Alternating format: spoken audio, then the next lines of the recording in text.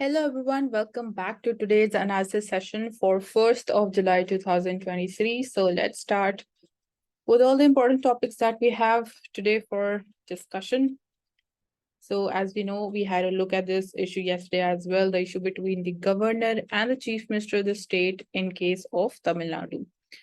So we just need to have a broader outlook and a broader understanding of this topic. And I've repeated this a number of times, what all like background things that we need to know about this and different types of issues which are going on. Then what does actually the constitutional provisions and the articles has to say on that? What are different Supreme Court judgments on that? So that is much more important for us rather than going much deeper into this like political nuances of this topic. So basically, the Chief Minister of Tamil Nadu disregards the letter and asserts that governor has no power to sack a minister. So obviously, governor does not have a discretionary power to take this decision completely on its own to sack a council of minister, a minister or a member of the council of ministers. So he says that we have always been pleasant, courteous, and respectful towards the governor in line with the Tamil culture. However, that does not mean we have to abide by the unconstitutional directives issued by him. So that is the recent issue. After that, we see that after high drama, Biren drops his resignation plan. So here we are talking about the situation in the state of Manipur. So again, this is like repeated a number of times. We are again like every day on the we are seeing what are the new developments, how things are changing. But what is important is that still the situation is not under control. We're still seeing violent incidences that are cropping up.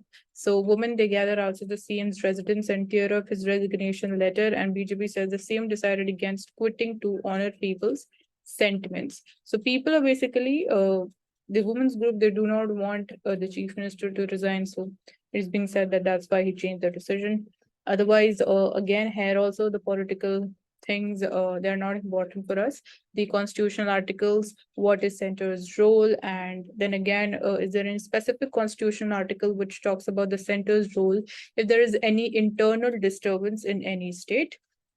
So what are the responsibilities of the union in such a situation? That becomes important. And again, I've also repeated this thing that you can connect this topic with GS4 ethics as well. We have seen violation of human rights of the people, then the ethnic composition of the state, because the term that we use is the ethnic conflict that is there in the state, and it is not on the basis of any communal grounds. So you need to keep in mind certain keywords while you're reading different important articles from different sources. Then Twitter's plea on center's block orders has been dismissed. So the High Court of Karnataka dismissed a petition which was filed by Twitter challenging several blocking orders which were issued by the union government. So the reason that was given was that it is devoid of the merits. So the Twitter's plea that was basically dismissed on this ground.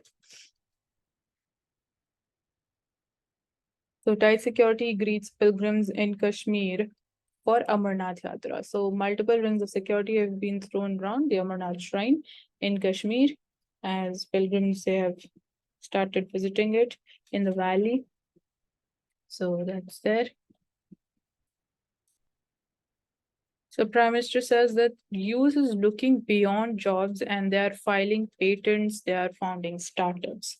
So it like they are thinking beyond jobs. So Indian universities, they are seeing a significant improvement in their international standing because of futuristic policies and the decisions in the education sector.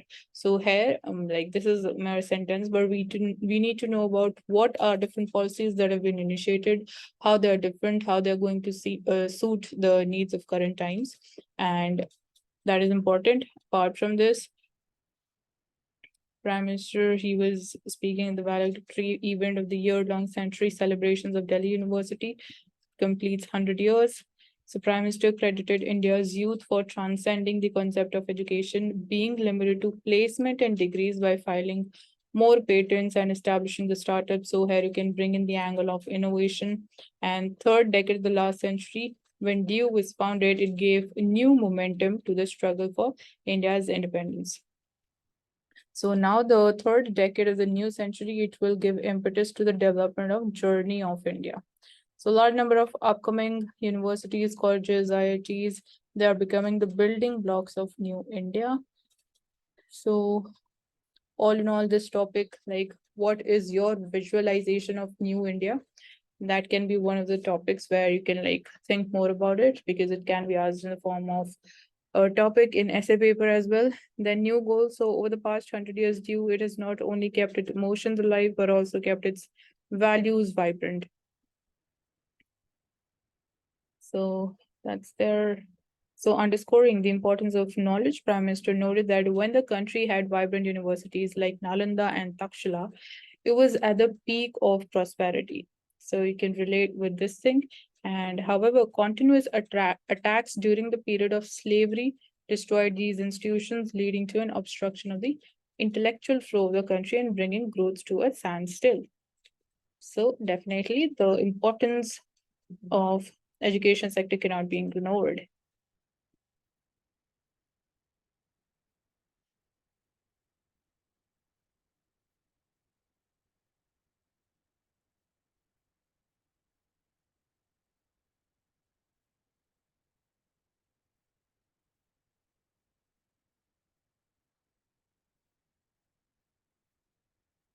So in this picture, you can see Prime Minister is in Delhi Metro and talking about reels, OTT, food horns for the DU students.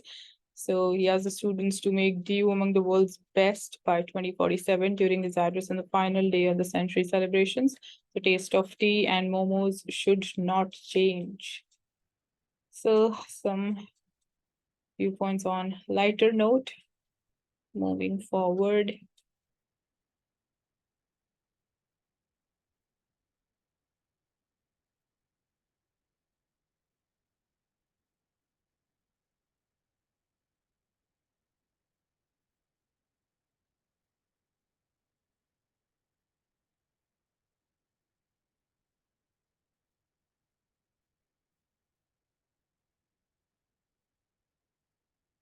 So you can see in this picture, green Utsa, so devotees, they're sorting lemons at the Kanka Durg temple in Vijayawada. So the temple will be decorated with the vegetables and fruits ahead of the 3-day Shakambari festival that is celebrated every year. The part of culture we need to know about them, because obviously, as we know, India's cultural diversity, so that is important for us from perspective of the general knowledge.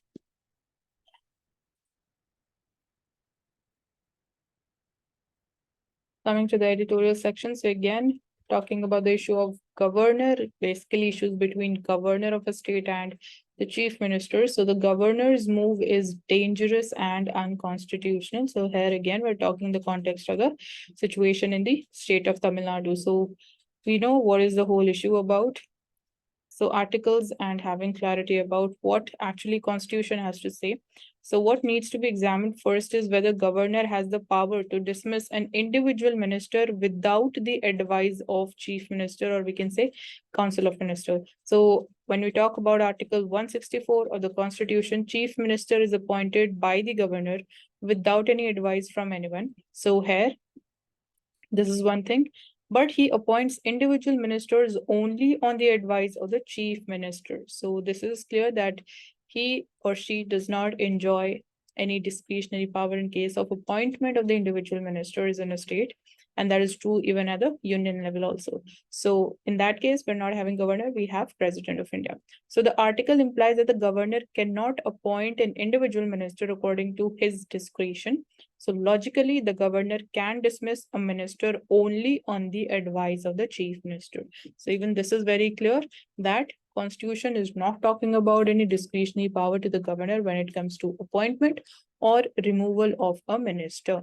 So the reason is very simple. So the chief minister alone has the discretion to choose his ministers, and he decides who the ministers of councils they will be. And he also decides who will not remain as a minister in his council. So basically, when the governor takes a decision to remove a minister, so that is on the basis of the advice by the chief minister, and that is not his or her discretionary power.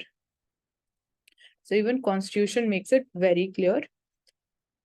So this point would become absolutely clear on looking at the Government of India Act of 1935. So section 51 of this act says that the governors, ministers, they shall be chosen and summoned by him, shall be sworn as members of the council, and shall hold office during his pleasure. Now, when we talk about his or her pleasure, basically talking about the pleasure of the governor. So that is again on the basis of the advice rendered by the chief minister.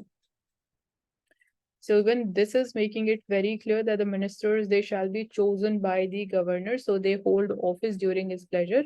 Further, subsection 5 says that functions of the governor under this section with respect to the choosing and summoning and then dismissal of the ministers and with respect to the determination of their salaries shall be exercised by him in his discretion. So this is, we're talking about the section of the Government of India Act of 1935. So two things are clear from section 51 and section 51 subclause 5.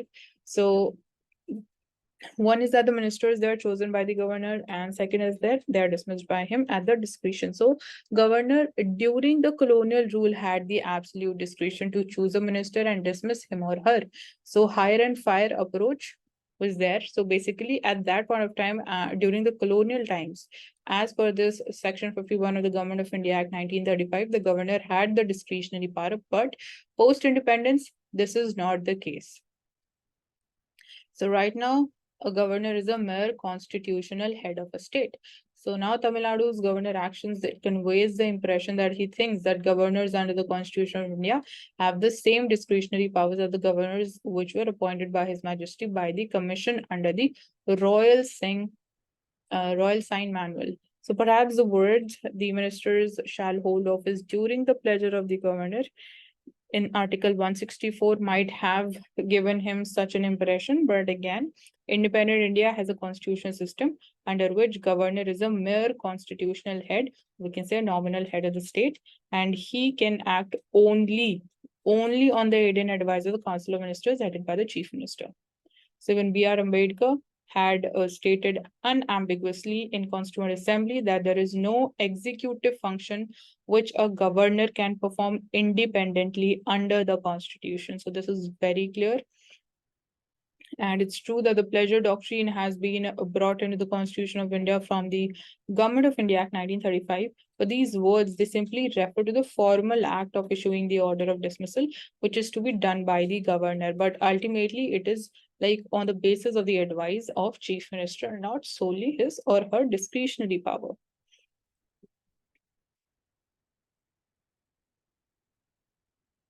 So going into the Supreme Court judgments over again such issues in past. So position of the governor in India's constitutional setup has been clarified by the Supreme Court of India in a number of cases. So one, we have the Shamsher Singh case of 1974, in which we see that the Supreme Court declared the law on the powers of the governor in the Republic in the following words. So it said, we declare the law of this branch of our constitution to be that the president and governor, custodians of all executive and other powers under various articles, shall by virtue of these provisions exercise their formal constitutional powers only upon and in accordance with the advice of their ministers, save in a few well-known exceptional situations. So in exceptional situations, discretionary powers do exist, but otherwise they have to act only on the aid and advice of the Council of Ministers headed by Chief Minister.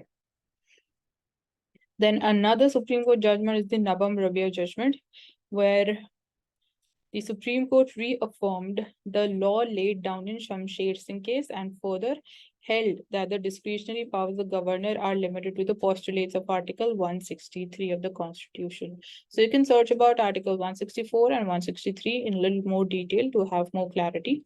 And the court also set aside the decisions in the Mahabir Prasad Sharma and then another case where it was held that the governor can exercise power under Article 164 in an unfettered manner. So in summary, we can say that dismissal of a minister of the Tamil Nadu government by the governor of the state without the advice of the chief minister is constitutionally wrong. So that is something unconstitutional. Again, this article is also talking about the same issue, so we'll not be taking this up. So a new chapter in India-Africa ties can be written. So this is an extremely important topic because this is an emerging area and we are still, exploring in which all areas we can cooperate more, what kind of potential do we have. So basically, there's a slow realization that Africa, a continent accounting for nearly 17% of the world's population today and reaching 25% in 2050, it needs to be studied closely because India's rise as a global player is inevitably linked to the kind of partnership it enjoys with Africa. So in the past 15 years, especially since 2014, India-Africa relations, they have developed steadily, but still, obviously, more potential exists. And in the context of the 20-member Africa Expert Group, which was established by Vivekananda International Foundation, recently presented the VIF report, which was entitled India-Africa Partnership, Achievements, What are the Challenges, and the Roadmap 2023. So basically, talking about the SWOT analysis. So basically, SWOT stands for strengths, weaknesses, opportunities, and threats. So Africa is in transition stage. And this report, it examines transition which is unfolding in Africa. So be it demographically, economically, politically, or socially. So from this blend of changes, which is stamped by the adverse impact of the pandemic and the complicated geopolitics, emerges a continent that is set to transform itself. So it is slowly heading towards regional integration and is devoted to democracy, peace, and progress. Even as we see Ethiopia, Sudan, Central African Republic, and other countries, they continue to battle with the challenges which is posed by insurgency, ethnic violence, and terrorism. So despite that, we're still seeing some progress, but again, at the same time, challenges also exist. So superimposed on this landscape is the sharpening competition amongst at least half a dozen external partners, such as China, Russia, and United States, European Union, Japan, Turkey, and UAE, for strengthening their relations with parts of Africa to ensure even like the opportunity of market access, gain energy and mineral security, and increase political and economic influence. So this is basically, these are some important areas. So definitely even we have the cooperation with other countries, specifically with China, because again, China is trying to increase its presence in every possible sphere. So definitely we need to keep that thing in mind as well. So China stands apart. It is armed with a consistent and robust policy since 2000 to become virtually Africa's biggest economic partner. So you can see that since China is having a dedicated policy since 2000, so obviously we need to compete with how India, it can firstly fill this gap of since gap of around 20 years, and then how we can accelerate our relations further without hampering or without being behind China in terms of closeness, or having a more stronger relationship with the African countries. So even this is like an extremely important topic, and China's role is as the infrastructure developer, as per a report, and a resource provider, and also as a financer. So it has invested enormously in Africa in terms of money, minerals, and diplomatic push. So the central part is the Roadmap 2030. It is a set of nearly 60 policy recommendations that are designed to deepen and diversify India-Africa partnership. So the first one is the political and diplomatic cooperation that needs to be strengthened by restoring periodic leaders summits through the medium of India-Africa Forum summits.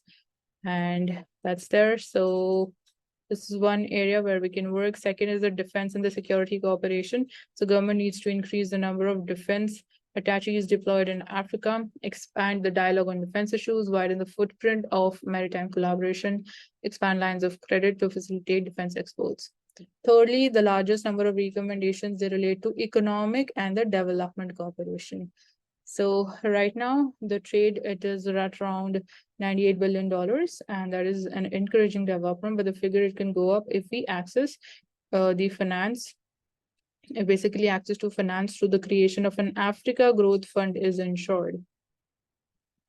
And special focus on promoting trilateral cooperation and deepening science and technology cooperation that could also pay rich dividends.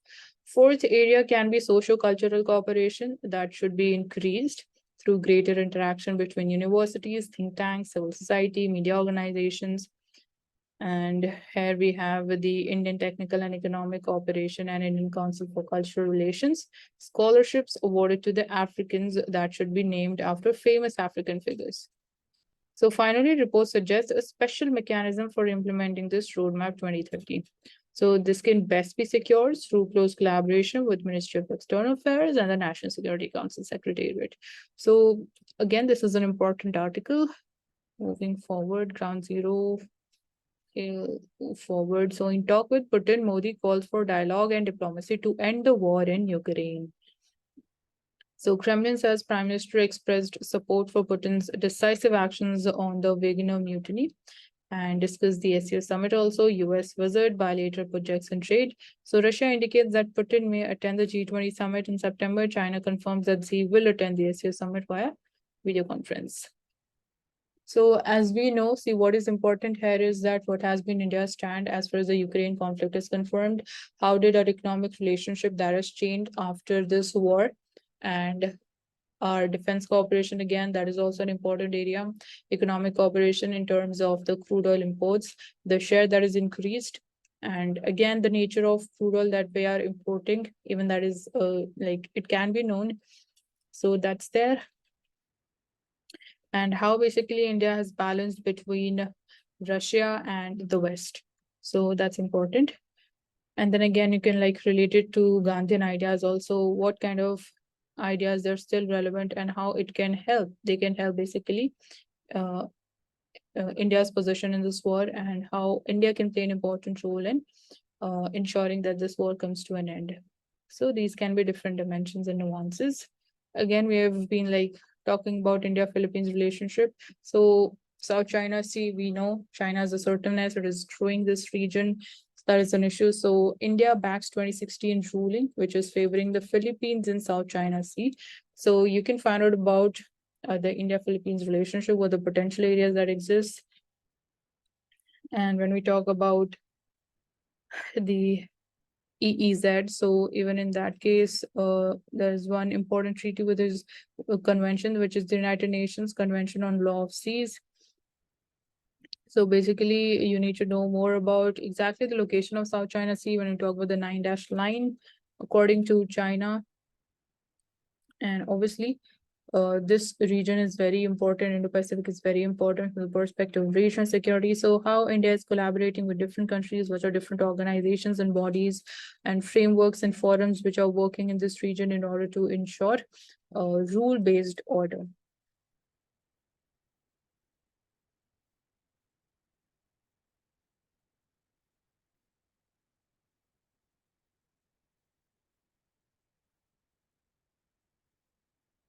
So center invites ideas from public to curb the tomato prices. So this is okay, something new and innovative. So students and research scholars, teachers, industry, startups, professionals, they can participate in the Tomato Grand Challenge Hackathon, and government is taking preventive steps to keep the onion prices also stable.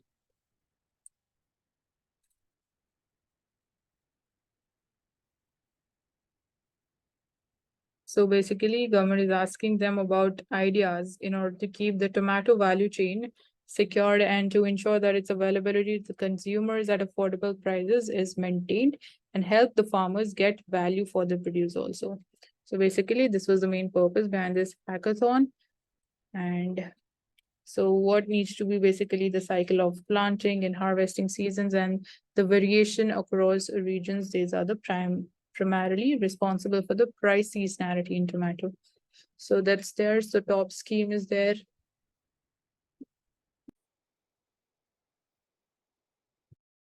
So after stock limits, India to import 12 lakh tons of tur dal to keep the prices in check. So here you need to know about the maximum things that we are importing in terms of the food grains. Like you need to obviously have a look at the figures when we are talking about the import of the pulses, what is the other types of food grains that we are importing, and you can also like compare it with the figures of the crude oil, the amount that we are importing, so as to have clarity, because such types of questions have already been asked in prelims. So we are going to import 12 lakh tons of tur dal to keep the prices in check. And yesterday we talked about the few changes that have been announced by the government in terms of releasing these surplus food grains to the states, and what has been their reaction, how it is going to impact them. So tur is giving us trouble as all India average retail price of tur is up by 25%. So again, this is all because of the seasonal factors. So that's there for facing a sharp rise in the prices. So we have decided to import 12 lakh tons of the pulses. So there is an increase of 35% to boost the domestic viability and ensure price stability.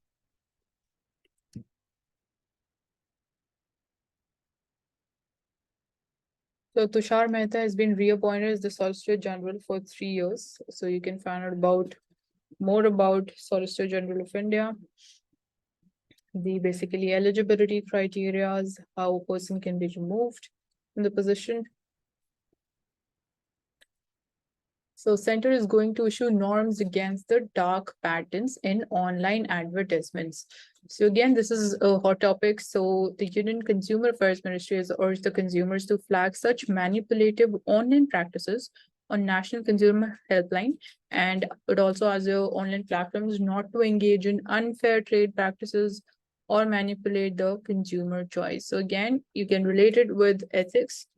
So concerned over the increasing dark patterns of misleading advertisements, creating false urgency and confirm shaming, forced action and subscription traps, and nagging on the online platforms. So these are basically the issues.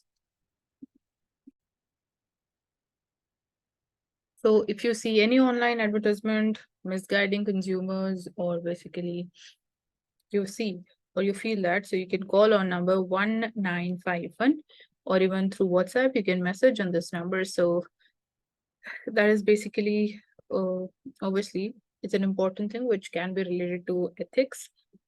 So unfair trade practices, so these have been termed as dark patterns, which distort the consumer autonomy using a design architecture that tricks or influences the consumers to make choices not in their best interest.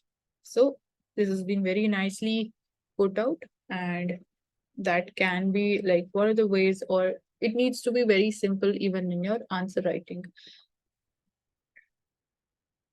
So as El Nino is yet to strengthen, IMD forecast normal rainfall during July. So since we've been seeing different articles saying that the deficiency of the rainfall has been declining. So as we saw yesterday also that the strength of the El Nino is not that strong as of now. So for the time being, things are under control, and even IMD is forecasting normal rainfall for July. So normal to above normal rainfall is most likely over most parts of central, south peninsular and eastern India.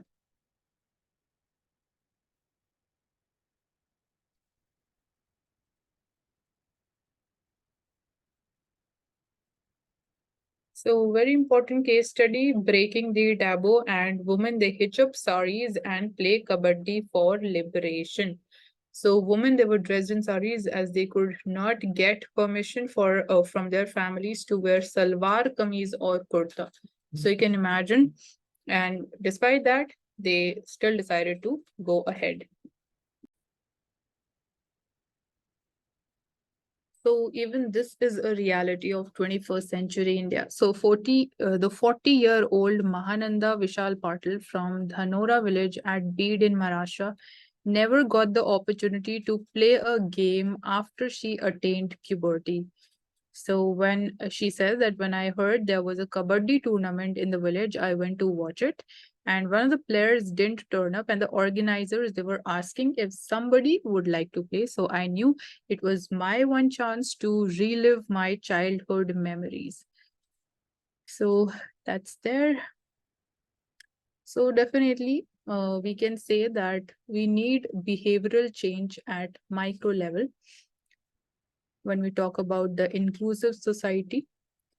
So that's there. And obviously, you need to ensure also that the traditional values they are not hampered. So definitely, it is a slow change. Coming to the world page, so Washington, US approves sale of ammunition worth $440 million to Taiwan. So we know tensions are growing up in this region because of US involvement in this region. And obviously, China does not like this thing. That's there. So Iran to join Shanghai Alliance with China and Russia next week. So we're having the SCO summit. So you need to know about the basics of it, the member countries, their locations, then headquarters of SCO. When did India join it? Which is the latest country to join SCO, and what is like the main motto of SCO. So all these are the basic things which needs to be very clear, because these can be somewhere asked in prelims and it can help you in solving one question at least.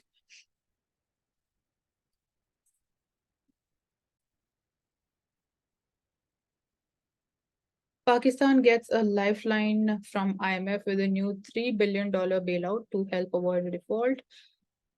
So the role of IMF becomes important in such types of situations, specifically during economic crisis or BOP crisis in countries. And the best examples right now is Pakistan and Sri Lanka.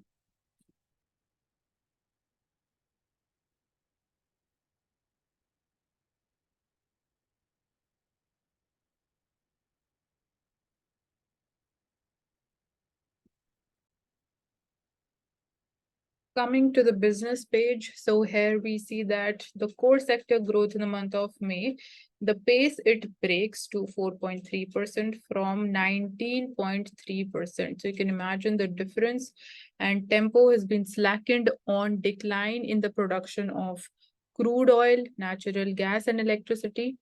And official data has been showing this. So 8 core industries comprise 40% of the weight of items in index of industrial production.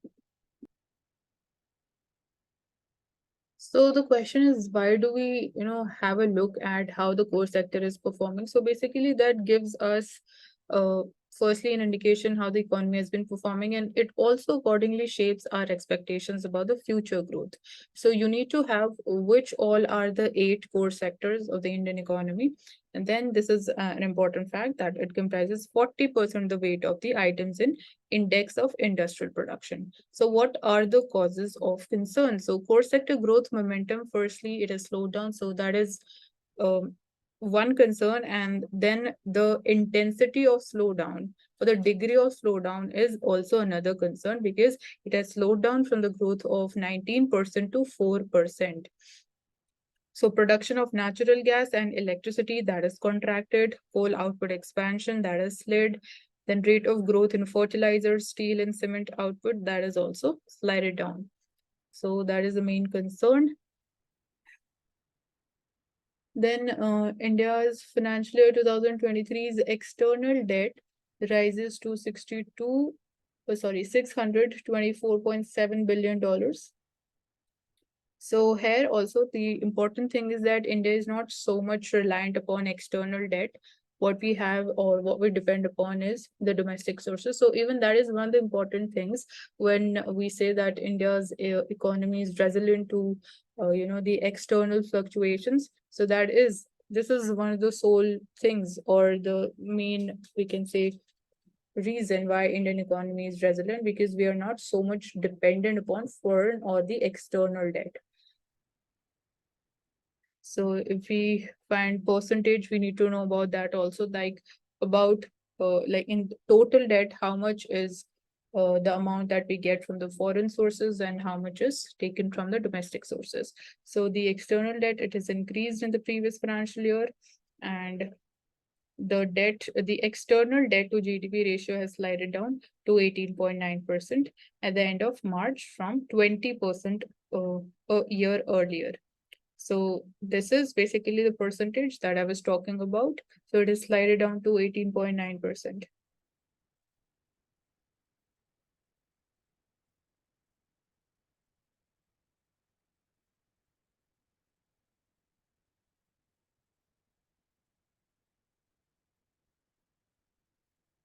So the long-term debt amounts to $496 billion.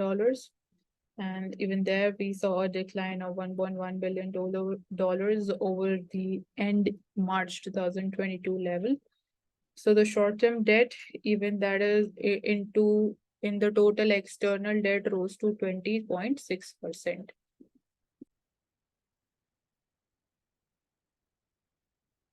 So dollar denominated debt, it remained the largest component of the external debt with a share of 54.6%, and followed by the debt denominated in the Indian rupees, then SDRs and euro. So outstanding debt of the government and the non-government sectors rose during the previous financial year. So we need to have a clear understanding of even the trend. So outstanding debt of the government and the non-government sectors, that is increased in previous fiscal.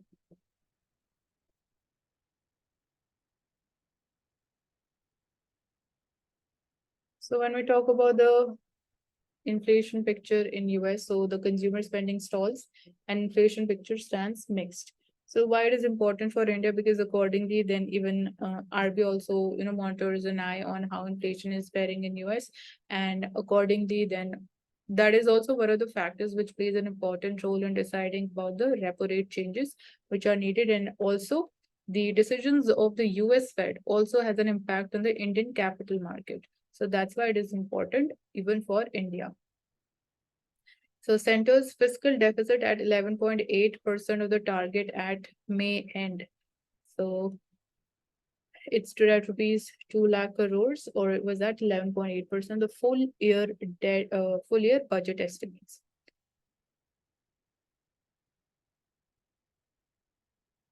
So we need to know about how it is calculated, what is the formula of fiscal deficit, revenue deficit, primary deficit. So these are different types of deficits. So basically, fiscal deficit is the difference between the total expenditure and the revenue of the government. So this is in simple terms. Now you need to know, you need to break it further in its individual components also. So it is an indication of the total borrowings that are needed by the government. Obviously, deficit is in a situation when you are spending more than your income. So in that situation, it creates a deficit. So China's factory activity and services, even they are stumbling. So that is again a concern for the global economy. So the world's second largest economy grew faster than expected in the first quarter, largely due to the strong post-COVID rebound in the consumption, but policymakers, they have been unable to sustain that momentum.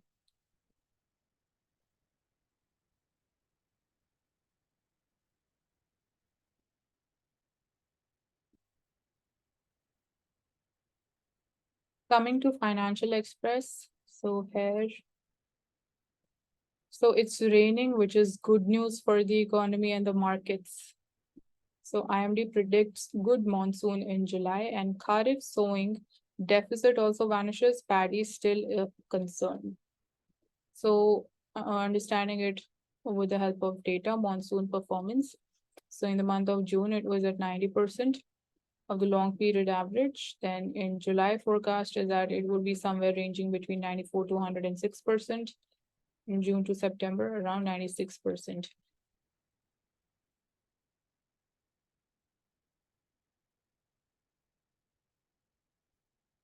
So Sensex and Nifty, they scale fresh closing high. So markets are bullish as of now. As every day we are seeing that they're almost touching new highs. And right now, Sensex, it stands at 64,718.56.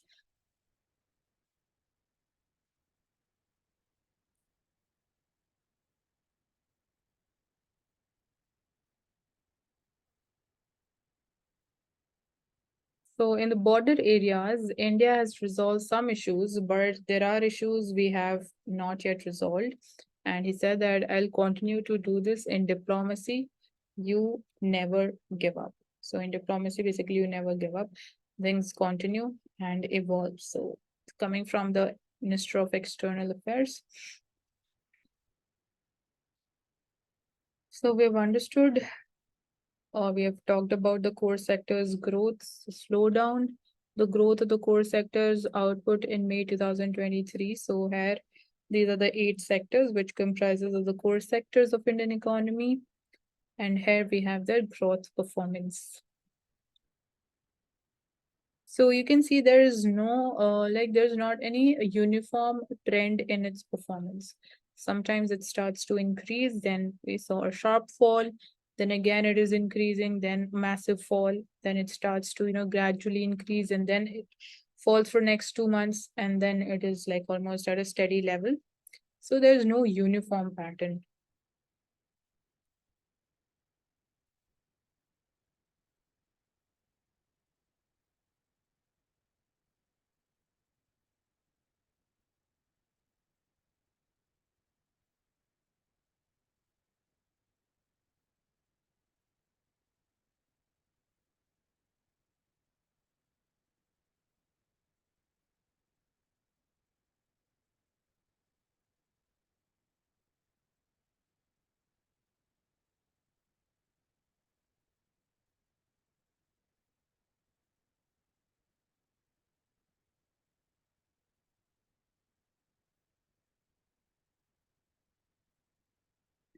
So we discussed about the reduction in the current account deficit, what are the factors responsible for the decline, and how basically services exports is helping the Indian economy.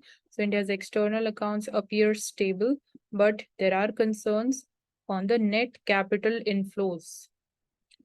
So challenging the international context, which is war which is going on in Ukraine, or worsening US-China trade tensions, a slowing world economy. So that had a bearing on India's external transactions in the previous financial year, which is reflected in a near doubling of the CAD, and that is almost to the tune of 2% of the GDP. So this imbalance in the goods and services transactions with the rest of the world was initially projected to be much wider at 3% of the GDP, as Ukraine was basically triggered skyrocketing oil and the commodity prices. But that scenario did not materialize, at the oil prices they declined thereafter.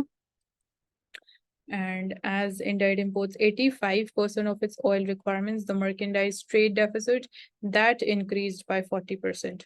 So that is one reason why we have a trade deficit. And then the robust growth in the services trade transactions that has helped us. So that was specifically in software and the business services, that together with a 25% increase in the private transfers and the remittances from the vast Indian diaspora working overseas, that resulted in surplus in invisible. So when we talk about the current account deficit or the current account, it has two components: balance of trade and balance of invisibles. So invisibles are the services. So in balance of invisibles, we have a surplus, whereas in balance of trade, we have a deficit. So the net is the current account deficit that we have.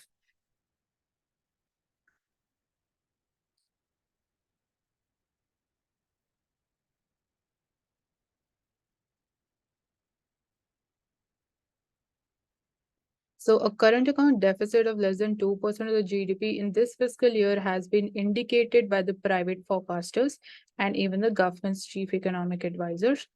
So like the previous fiscal, the global situation that continues to be difficult and the concern. So be it the war in Ukraine, which still goes on, we're not seeing that it's going to end anytime sooner. And major economies, even they're slowing down. And all of this implies a more subdued outlook for India's goods and services transactions. But there has been some respite when we have a look at the falling oil and the commodity prices. So although India's external accounts, they thus appear manageable, what bears watching is whether the net capital inflows can finance the current account deficit without drawing down the forex reserves. So basically, we need to have an eye on how FDI and FPIs they are performing.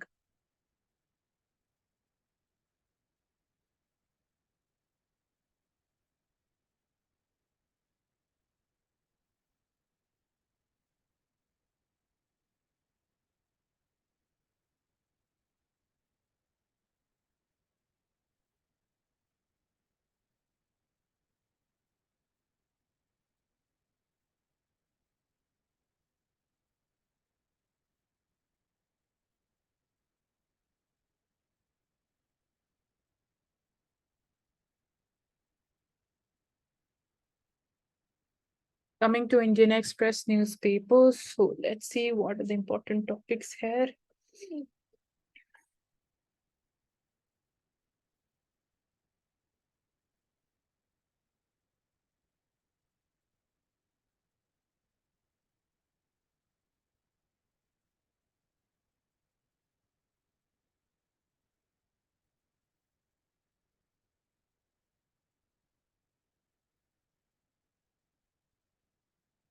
So here this advertisement is talking about Subhash Chandra Bose Aapda Prabandhan Puraskar.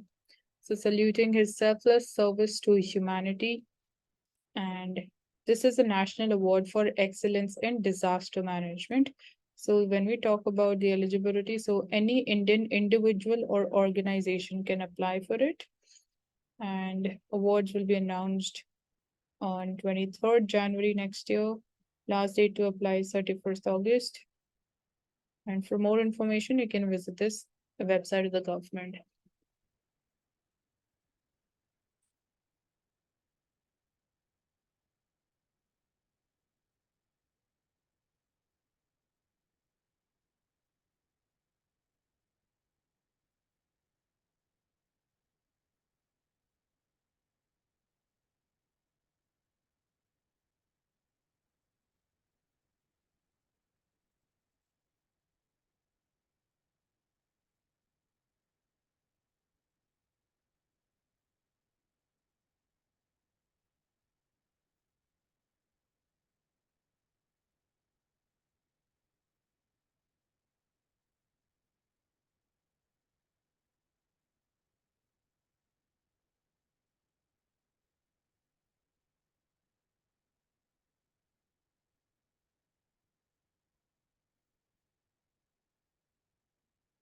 This article is talking about Uniform Civil Code. Again, it's a repeat.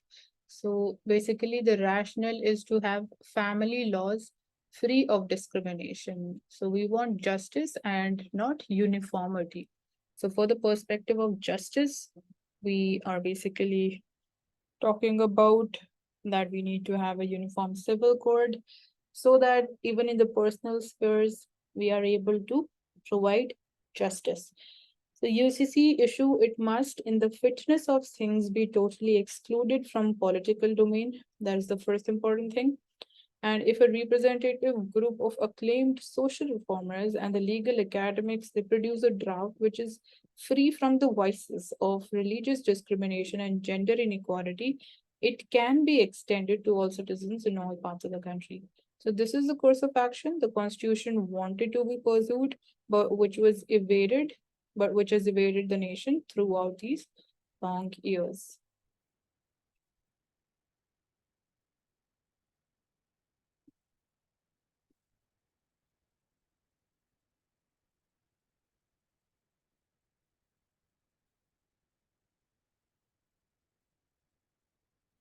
So fertilizer for thought, there's a need for price decontrol of urea and for bringing it under the nutrient-based subsidy regime.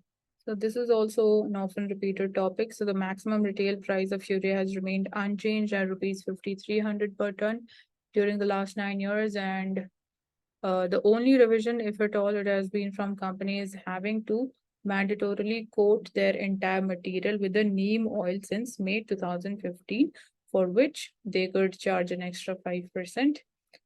So Union Cabinet, it has recently approved the continuation of the urea subsidy scheme with a view to ensure supply of fertilizers at the same price. So it has committed a total amount of around rupees 3,68,000 crores. So subsidy is a part of revenue expenditure, which we need to rationalize. So that works out to roughly around $45 billion for subsidizing a single nutrient product. And then you can also imagine, or you need to know about the impact it creates on agricultural productivity, on environmental pollution. So decision not to raise the urea MRP till 2024-25 has ironically been announced along with PM Pranam scheme that aims to promote alternative fertilizers and balanced plant nutrition. So basically both the things are contradictory. On the one side, you're promoting or you're coming up with the PM Pranam scheme, and on the other side, you're not ready to change or you're not ready to include the urea under the nutrient-based subsidy scheme. So the truth is that urea sales in India it crossed a record 35.7 million tons during previous year as against 30 million tons in the year before it. So you need to be clear with nano urea, neem coated urea, what are the benefits? And nano urea, it haven't helped in bringing down the consumption of the fertilizers. So the reason is simple, that when urea retails at a fifth or even less than that of most other fertilizers, so why should farmers cut back on its use? So because urea is available much more cheaper, it's a cheaper alternative. So that basically, drives most of the farmers towards the usage of urea. So it leads to disproportionate application of nitrogen, and this has resulted in diminishing the crop yield response. And that is one of the important areas when we talk about, increasing the economic viability or efficiency of the agriculture sector in India. So recently, sulfur coated urea that was also announced, which it claims it would be like more economical and efficient than the plain vanilla fertilizer. So idea of using urea as a carrier product for delivering the sulfur or zinc to crops is not bad.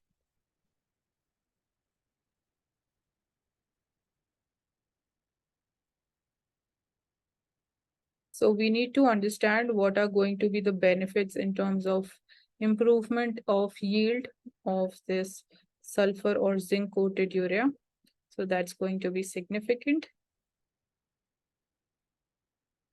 And then we need to also ponder about the price decontrol of urea and bringing it under the nutrient-based subsidy regime. So Future Reading India, National Research Foundation, it will give a huge impetus to R&D. We took up this topic yesterday. So it's like a repeat. So it will encourage scientists to find answers to questions that have not yet been asked. So we are focusing upon research and development sector in India. So leaders in innovation and research like China and US, they spend massive sums on R&D, while India's private and public funding on it is less than 0.7% of the GDP. So China spends around 2.5% of GDP, and China's GDP is 5 to 6 times bigger than that of India, and despite that, it's spending 2.5%. So actual figures for R&D funding, they are $640 billion for the US, $580 billion for China, and over only $15 billion for India.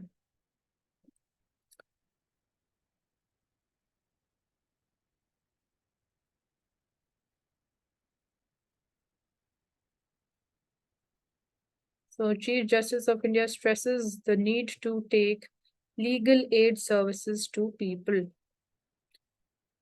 So despite it being available for free to the people, it is important that people, firstly, they need to be made aware about it, that such type of services do exist for them, that too at free of cost, and how they can use it.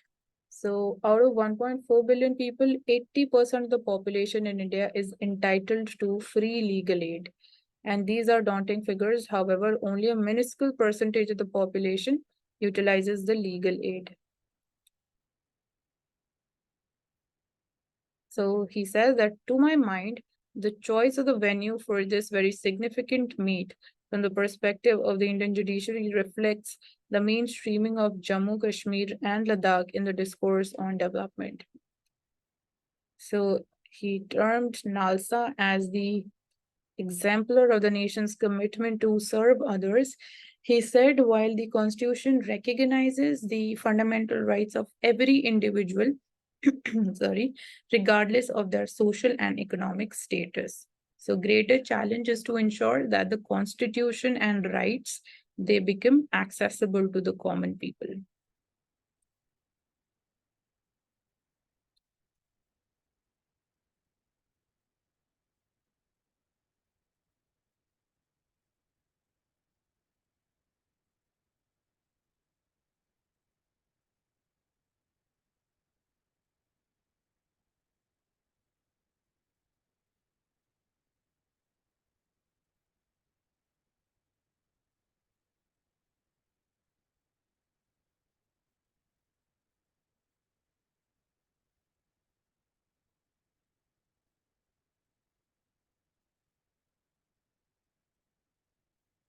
So talking about India's critical minerals, although we have again discussed it yesterday, so today we have the whole lot of information about it. Here you can see 30 critical elements and their subgroups in the periodic table of elements.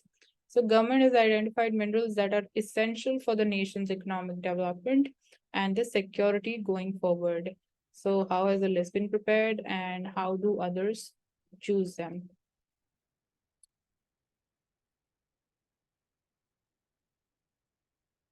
So here we have the data about India's net import reliance on these critical minerals for 2020. So for lithium, we are 100% dependent upon the imports from Chile, Russia, China, Ireland, and Belgium. So here we have the major import sources for India and the import percentage. How much are we actually dependent upon the imports? So for lithium, cobalt, nickel, vanadium, niobium, germanium, we are 100% reliant, and in zirconium, we are 80%, graphite 60% is imported, manganese 50% is imported, chromium 2.5%. Silicon is less than 1%. So these are critical minerals for definitely our economic growth, national development going forward over a longer time period. And obviously, the countries which enjoy these reserves, they do have some strategic advantage as well. So how is a mineral identified, whether it is critical or not? So these are seen as being essential for the economic development and security, and whose lack of availability or concentration of extraction or processing in few geographic locations could potentially lead to the supply chain vulnerabilities and even disruption of supplies. So the definition of critical mineral as one in which the risk of supply shortage and associated impact on the economy is higher than other raw materials was first adopted in US, that was subsequently written in legislation. Then Australia defines it as vital for the economic well-being of the world's major and emerging economies, and European Union categorizes them based on two prerequisites: the supply risk and their economic importance.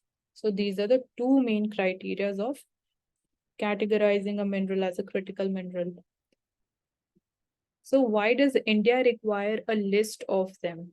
So assessments of the criticality, they are country specific. Obviously, it varies from country to country. Most countries, they have identified them as per their national priorities and future requirements. So back in 2011, there was a report from the Planning Commission, which highlighted the need for the assured availability of them. So that is important for the country's industrial growth. And we need to have a clear focus on well-planned exploration and their management.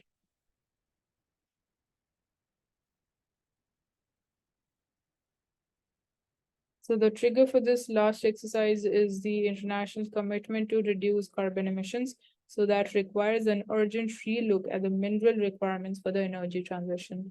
So even in green energy transition, these are an important raw material.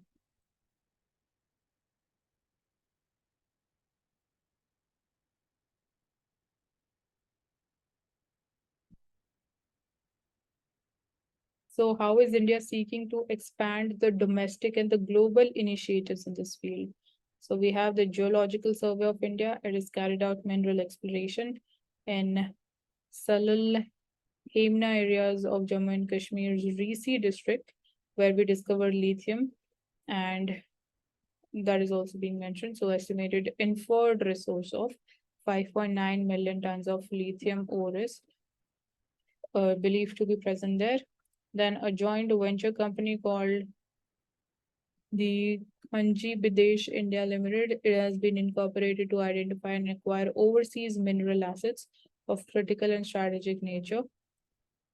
Then India has recently been inducted into the Mineral Security Partnership, which is a US-led collaboration of 14 countries that aims to catalyze the public and the private investment in the critical mineral supply chains globally.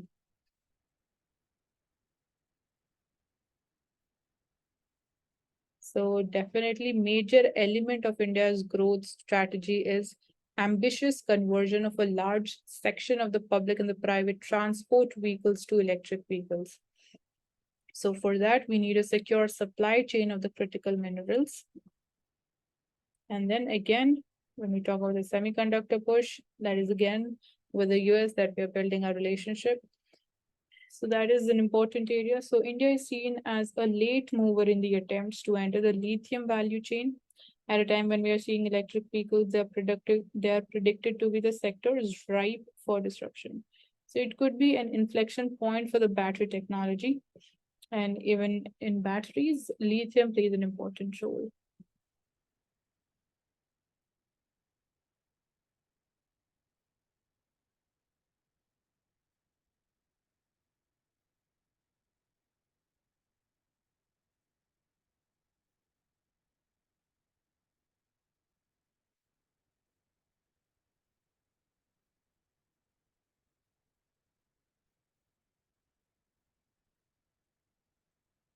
So banks are going to start the reporting on new CIMS, which is the centralized information management system, which is the central bank's next generation data warehouse. So this new system is starting with reporting by the scheduled commercial banks and will gradually extend to the urban cooperative banks as well, to NBFCs. So it uses the state of the art technology to manage big data, and it will serve as a platform for the power users to carry out data mining and analysis.